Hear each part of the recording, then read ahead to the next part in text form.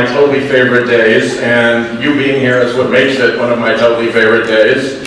I'm going to invite our Senior Senator Jack Reed, our Governor, actually the Governor needs to go first. The Governor, Senator Reed, and Treasurer Magaziner to say a few words in just a minute, but I wanted to open on the theme that Jen opened with, which is a bit of celebration.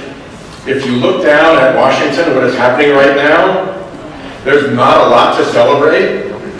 But if you look at the area in which we work, let me just run off the list from since we last got together. 1, we got rid of Scott Pruitt.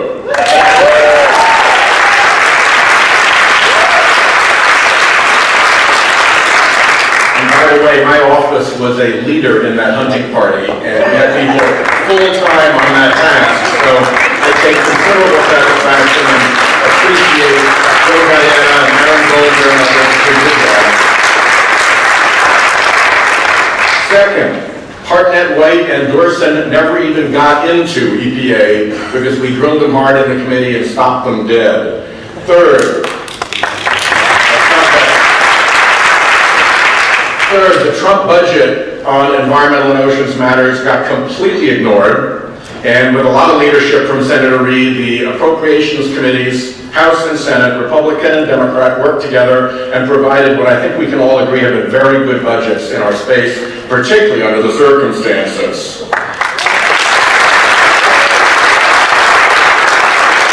And no anti-environment riders on any of it, despite considerable pressure, particularly from House Republicans.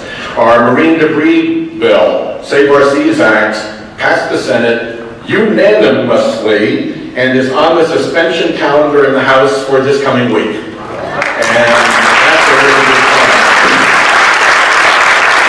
The Senate Oceans Caucus that made that happen grew this year to 38 bipartisan senators, quite evenly divided. We passed and got not only into law but also funded the Oceans and Coastal Security Fund. It now has $60 million, 2 tranches of 30.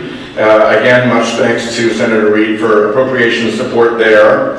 Our carbon utilization bill passed into law and has opened up more opportunities for funding of carbon removal technologies, both at sites and from direct air and from industry.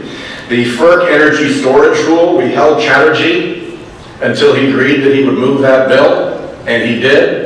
He was very honorable about that agreement. The energy storage bill has opened up an enormous new field for renewables through the ISOs. And last of all, we have a nuclear R&D bill which provides the ability to actually do something about our nuclear waste stockpiles by starting to design nuclear facilities that can take nuclear waste and turn it into fuel. There is no plan B. So it's actually been a pretty good year, notwithstanding.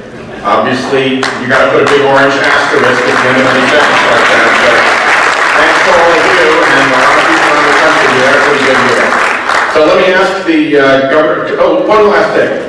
Just so you know, Jen is doing a really wonderful job and is really kind to do this. But for those of you who don't know who she is, because she is the person who least toots her own horn of anybody I know, Senator Murkowski is going to be going offshore to see deepwater wind. Rhode Island solved the offshore wind siting problem. A lot of the recognition goes to CRMC, and Ann Livingston is here, who was the chair who led through all that process, and Grover Fugate has been recognized for that. But this was a pair relationship between CRMC and the University of Rhode Island. And the University of Rhode Island did computer support, data support, coordinated all of the different groups that came together to make sure we had a good, efficient process, and Jen was the maestro of that. So she is the hidden hero of the ocean SAMP, and in case you didn't know that, she is a star. So with that, another one star.